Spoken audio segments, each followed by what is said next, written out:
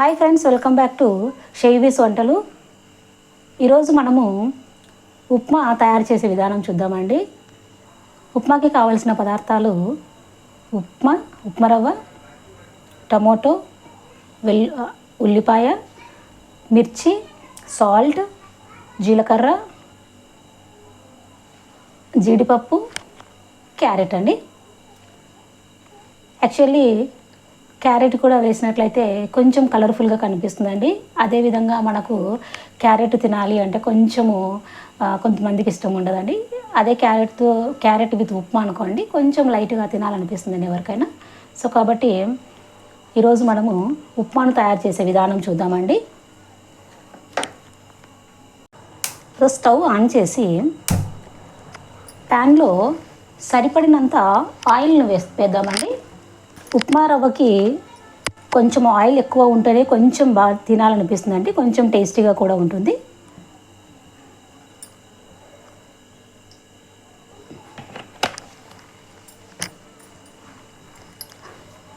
So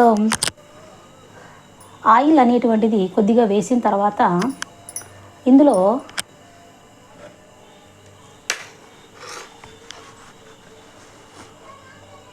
కొద్దిగా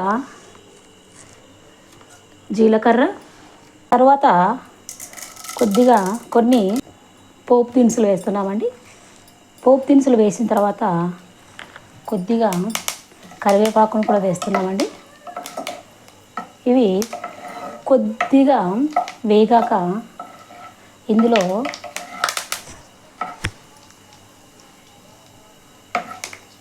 కొద్దిసేపు వేగాక ఇందులో ఆల్రెడీ కట్ చేసి పెట్టినటువంటి ఉల్లిపాయ ముక్కల్ని వేస్తున్నానండి.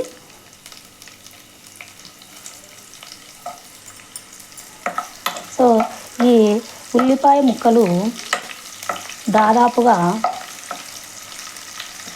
ఫ్రై అయ్యేంత వరకు కొద్దిసేపు మనము ఆయిల్లోనే వేయిద్దామండి.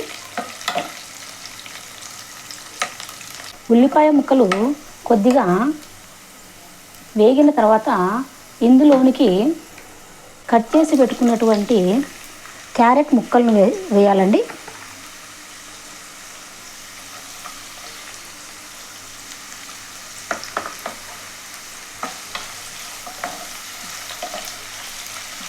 క్యారెట్ ముక్కలు వేసినప్పుడు కొద్దిగా సాల్ట్ను కూడా చల్లినట్లయితే క్యారెట్ ముక్కలు తొందరగా ఉడుకుతాయండి.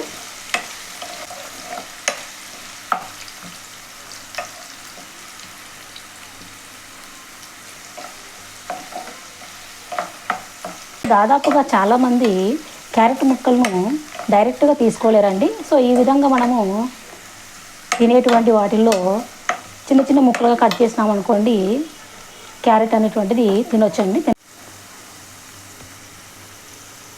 ఓకేనండి.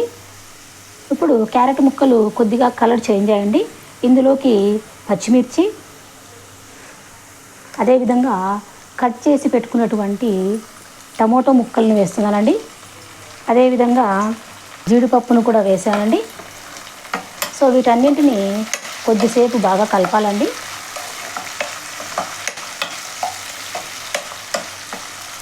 ఇలా బాగా కలపడం వలన అన్నీ కూడా మెత్తబడతాయండి.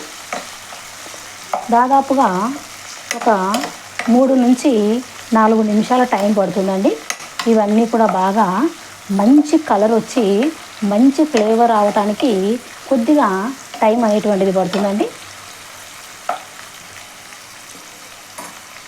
దాదాపుగా ఇక్కడ ఉన్నటువంటి ఇంగ్రీడియంట్స్ అన్నీ కూడా కొంచెం కలర్ చేంజ్ అయ్యండి. నేను ఇందులో కారం వేసుకోవట్లేదండి, ఎందుకంటే ఆల్రెడీ పచ్చిమిర్చి వేసేసాము కాబట్టి. సో పచ్చిమిర్చి వేసాము. ఇప్పుడు ఈ కప్పుతో ఉప్మా తీసుకున్నానండి. సో కాబట్టి 1 కప్పు ఉప్మా రవ్వకి నేను 3 కప్పుల నీటిని వేస్తున్నానండి. ఎందుకంటే నేను తీసుకున్న ఉప్మా రవ్వ కొంచెం లావుగా ఉందండి. అందుకోసమని నేను వాటర్ని 1 కప్ ఆఫ్ ఉప్మా రవ్వకి 3 కప్పుల నీరు అనేటువంటిది తీసుకుంటున్నానండి.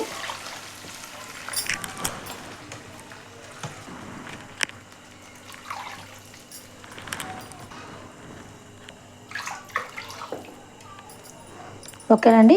ఇప్పుడు ఇందులోకి సరిపడినంత ఉప్పును వేసుకోవాలండి.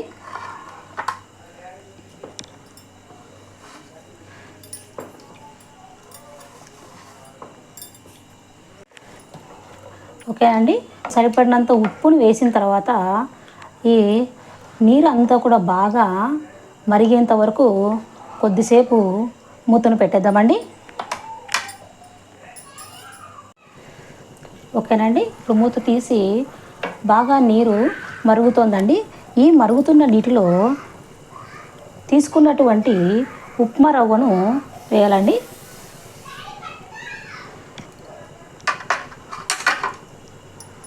ఇలా కొద్దిసేపు కలిపి మనము స్టవ్ని సిమ్లో పెట్టేద్దామండి.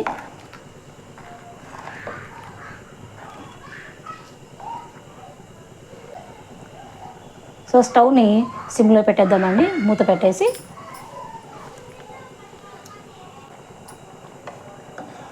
ఓకేనండి. మళ్ళీ ఒకసారి కొంచెం కలిపేద్దాము.